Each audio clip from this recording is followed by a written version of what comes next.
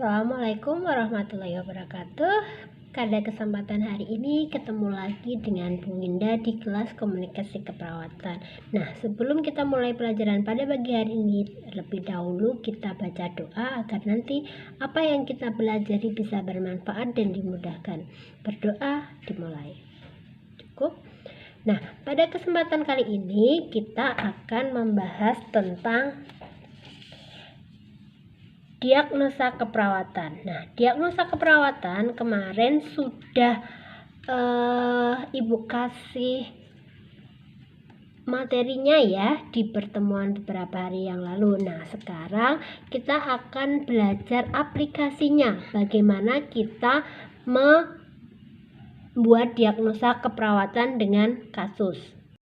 Nah, sebelum kita masuk ke analisa kasus, Ibu akan memberikan jembatan keledai tentang menentukan diagnosa keperawatan. Nah, ini Ibu ringkas tentang bagaimana cara nanti kalian menggunakan nanda, ya. Nah, di sini sudah Ibu kelompokkan. Ada suhu. Suhu itu nanti biasanya yang berkaitan adalah dengan hipertermia. Tandanya apa? Suhunya lebih dari 37,5 derajat. Kemudian ada juga ketidakefektifan termoregulasi. Tandanya apa? Fluktuasi suhu di atas dan di bawah normal atau suhu naik turun.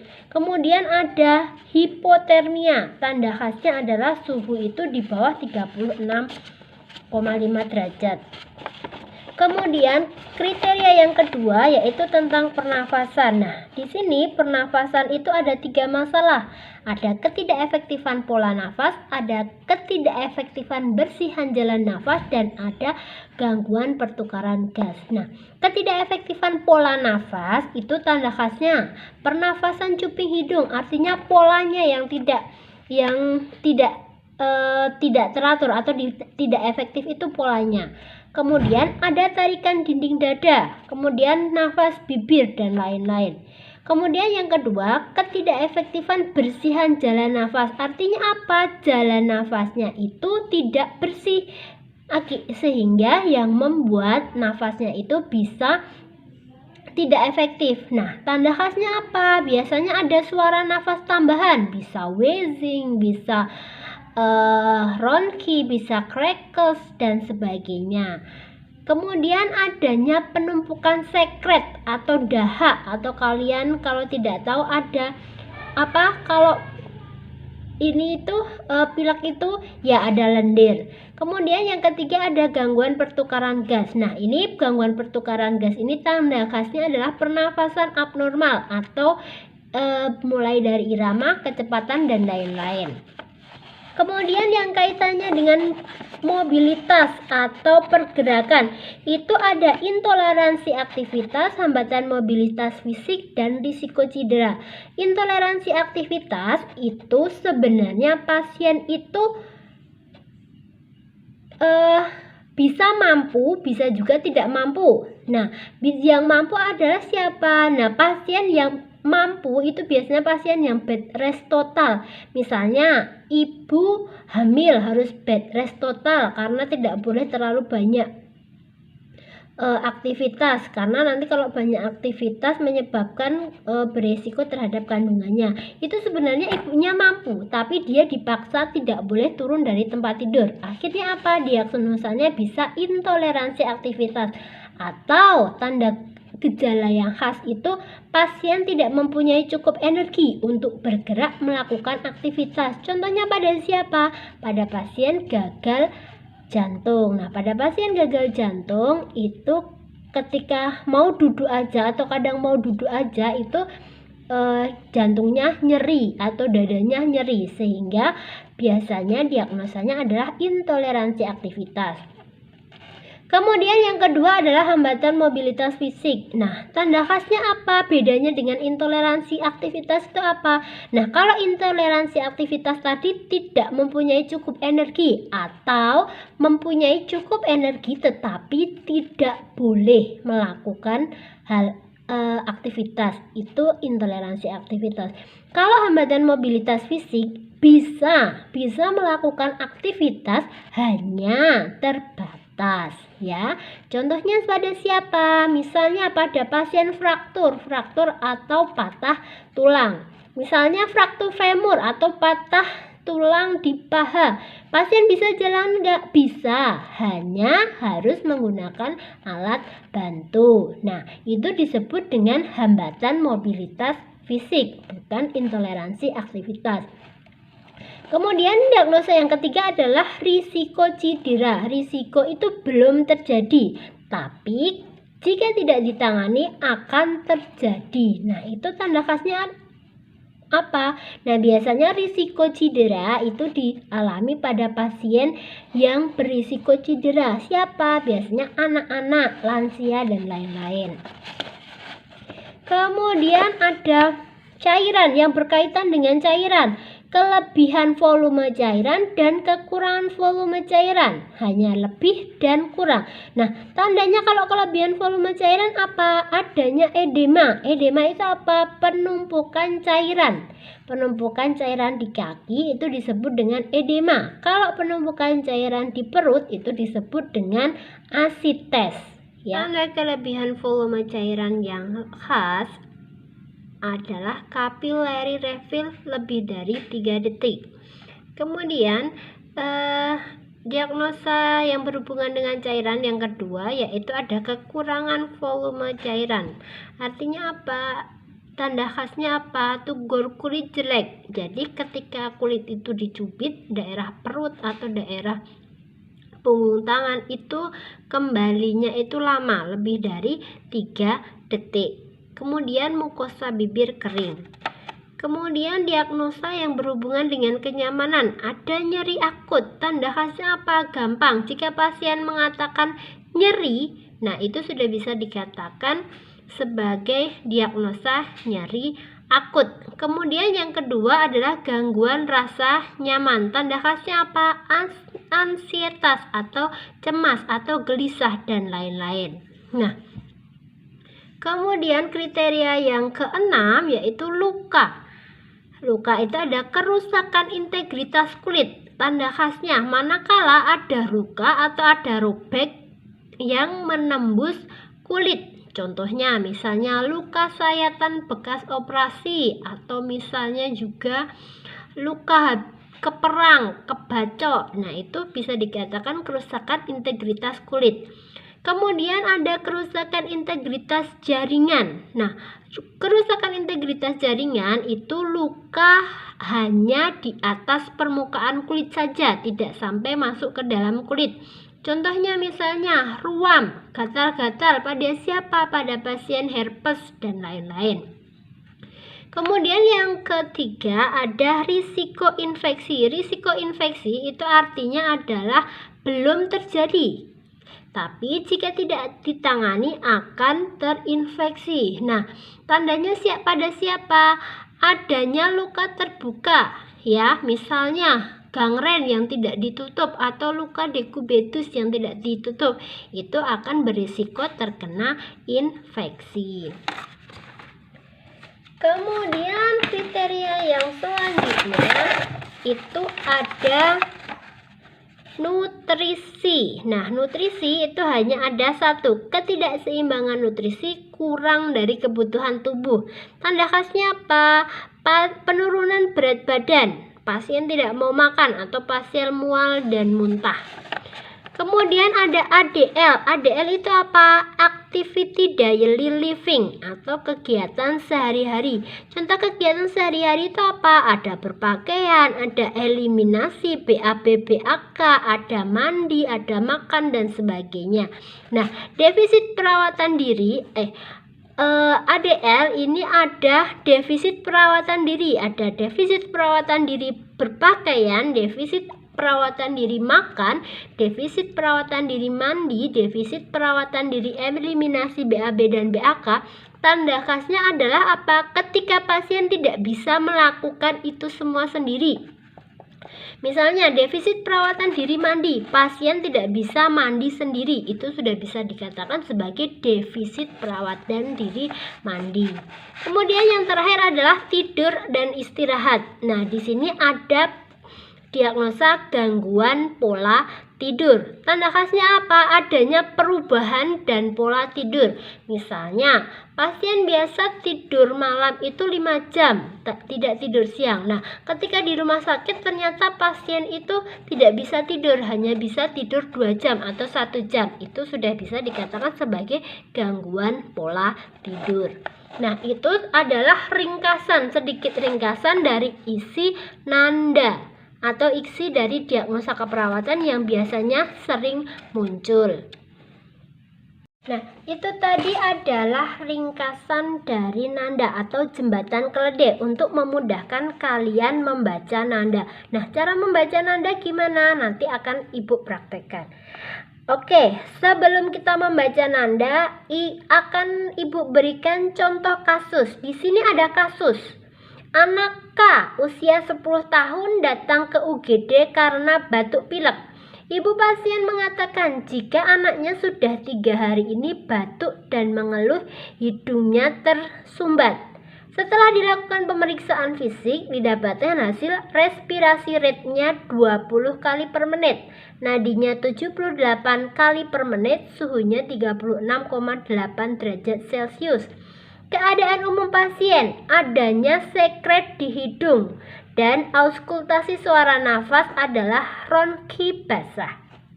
Nah, berdasarkan kasus di atas, buatlah analisa data dan tentukan diagnosa keperawatan yang bisa muncul. Nah, untuk membuat analisa data, kita harus kotai. Kita harus buat kotak ya. Nah, ada 3 kolom. Ya, ada 3 kolom. Ada kolom data, ada etiologi atau penyebab,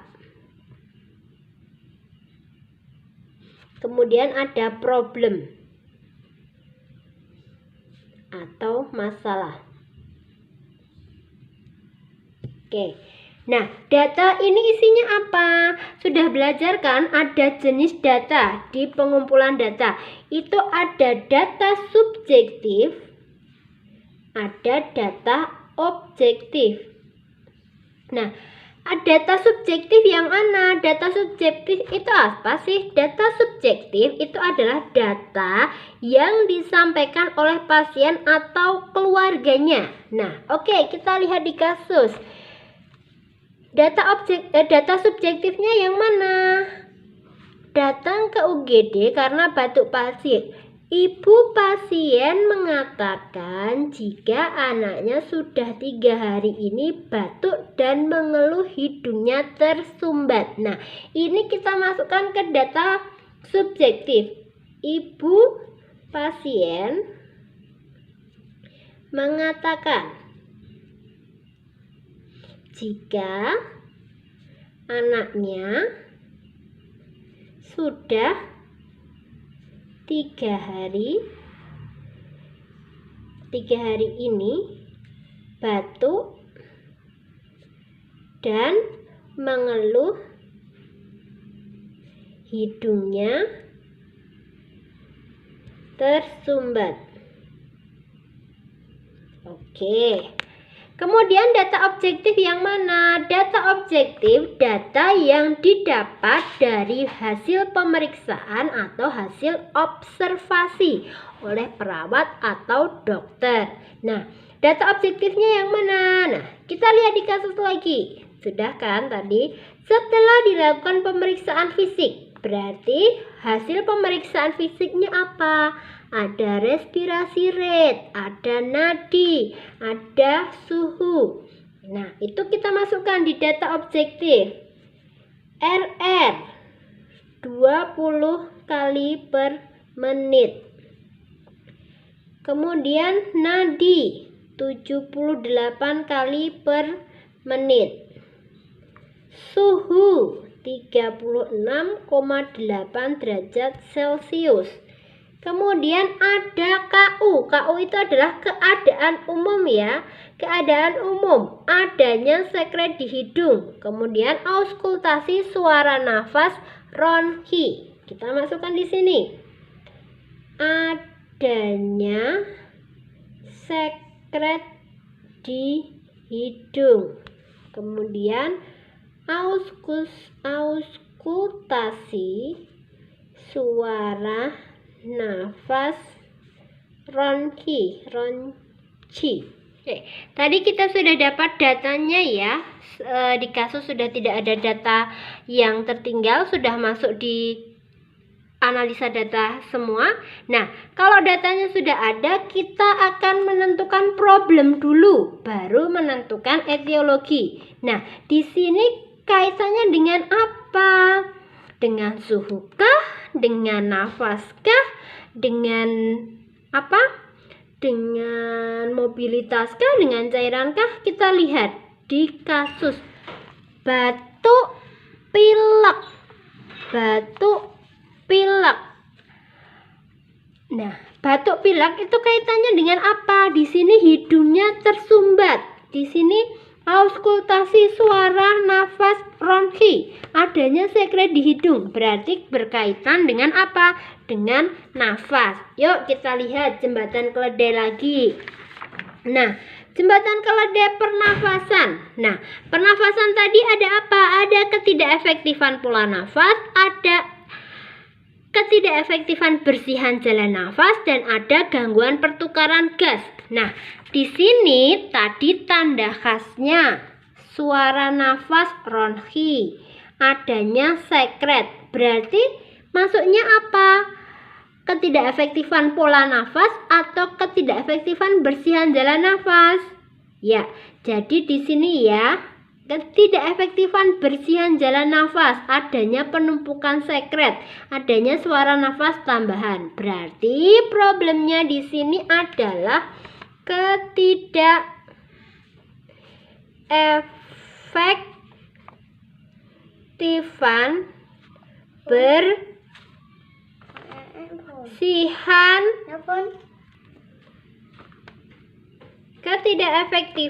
bersihan jalan nafas. Nah, tadi problemnya sudah ketemu ya, yaitu ketidakefektifan bersihan jalan nafas. Nah, kita cari etiologi. Etiologi carinya di mana? Carinya di nanda. Yuk, cara buka nanda. Nah, cara buka nanda itu bukan dari depan ya, tetapi dari daftar isinya ada di sepertiga bagian belakang. Nah, bentuknya seperti ini. Nah, ini kan banyak sekali, itu ada ansietas, defisit pengetahuan, defisit gangguan melelahkan, gangguan pola tidur, hambatan interaksi sosial, hambatan mobilitas fisik, dan sebagainya. Tadi kita dapat problemnya apa? Ketidakefektifan bersihan jalan nafas. Ini ya, ketidakefektifan bersihan jalan nafas, halaman 640. Yuk kita buka halaman 640. Nah, oke, ketemu bentuknya. Nah, seperti ini ya. Ini punya saya udah coba. Nah, ini diagnosanya ketidakefektifan bersihan jalan nafas. Definisinya, ketidakmampuan untuk membersihkan sekresi atau obstruksi dari saluran pernafasan untuk mempertahankan kebersihan jalan nafas. Nah, di sini ada batasan karakteristik, tidak ada batuk, suara nafas tambahan, perubahan frekuensi nafas, perubahan irama nafas, sianosis, kesulitan berbicara, dan sebagainya. Nah, batasan karakteristik itu sama dengan tanda gejala atau tanda khas dari ketidakefektifan bersihan jalan nafas. Nah, pasti kalian tanya, Bu, di situ batasan karakteristiknya tidak ada batuk, sedangkan di kasus tadi pasien mengeluh batuk. Tidak apa-apa ya. Jadi ini tidak mutlak ya, tidak harus semuanya ada ya. Nah, untuk mencari etiologi yang kita lihat di sini faktor yang berhubungan itu untuk mencari etiologi. Yang pertama, lingkungan. Kemudian ada obstruksi. Obstruksi itu adalah sumbatan ya. Obstruksi jalan nafas. Kemudian ada fisiologis ya. Kita kupas satu-satu. Lingkungan, ada perokok pasif, menghisap asap, merokok. Lingkungan ada enggak di sini? Nah, untuk menentukan etiologi ini kita harus sesuaikan dengan kasus ya. Kasusnya tadi apa? Kasusnya tadi batuk pilek. Pasien mengatakan batuk pilek sudah 3 hari, hidungnya tersumbat, adanya sekret di hidung, kemudian auskultasi suara nafas ronhi ya. Di sini etiologinya apa? Lingkungan kah? Bukan ya. Kemudian obstruksi jalan nafas. Kita lihat spasme jalan nafas. Spasme jalan nafas itu jalan nafasnya terhenti atau ada sumbatan juga boleh. Kemudian mokus dalam jumlah berlebih. Mokus itu sama dengan sekret, sama dengan dahak, bisa. Kemudian eksudat dalam jalan alveoli. Eksudat itu sama dengan nanah ya. Jadi di alveolusnya itu ada nanahnya. Kemudian materi asing dalam jalan nafas, misalnya hidungnya kemasukan melinjo atau kedelai atau kacang dan sebagainya, itu adalah materi asing dalam jalan nafas, bukan ya. Kemudian adanya nafas buatan, nggak ada ya. Kemudian sekresi bertahan atau sisa sekresi. Kemudian sekresi dalam bronki atau sekresi dalam bronkus. Nah, dari tadi penyebabnya kan yang mengacu pada obstruksi ya. Oke, kemudian kita kupas dulu fisiologis. Jalan nafas alergi, enggak ya. Asma, pasien tidak mengeluhkan asma di situ. Penyakit paru obstruktif kronik, enggak ya. Hiperplasi dinding bronkial, enggak. Infeksi, enggak. Disfungsi neuromuskuler, enggak. Oke, jadi fokus kita ada di obstruksi jalan nafas. Spasme jalan nafas, enggak ya. Mokus dalam jumlah berlebih. Nah, di sini adanya sekresi di hidung, auskultasi suara nafas, ronhi basah. Nah, adanya sekresi di hidung itu menandakan bahwa adanya sekret atau mokus yang berlebih. Berarti jadi etiologinya apa? Di sini obstruksi jalan nafas dalam kurung mokus dalam jumlah berlebih. Oke, kita tulis di sini etiologinya tadi apa? Jadi etiologi itu wajib lihat di nanda ya. Obstruksi jalan nafas dalam kurung mukus dalam jumlah berlebih. Dalam jumlah berlebih. Oke, sudah ketemu. Jadi datanya sudah ada, etiologinya sudah ada, dan problemnya sudah ada.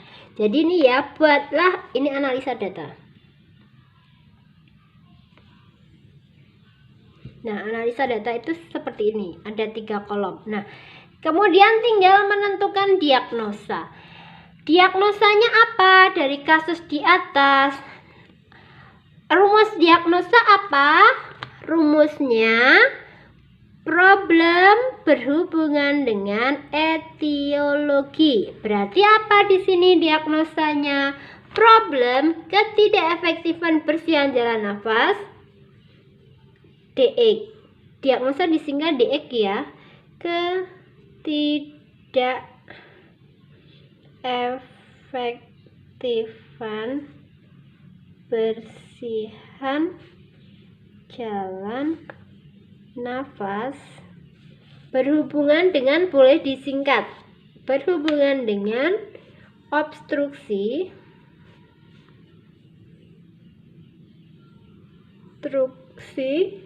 jalan nafas dalam kurung mukus dalam jumlah berlebih. Oke, sudah ketemu. Nah, begitu cara mengerjakan analisa data dan membuat diagnosa keperawatan. Jadi memang harus wajib punya nanda. Nandanya hanya digunakan untuk itu saja, Bu? Tidak. Nanti setelah analisa data kita akan belajar tentang nursing care plan. Nah, itu wajib pakai nanda.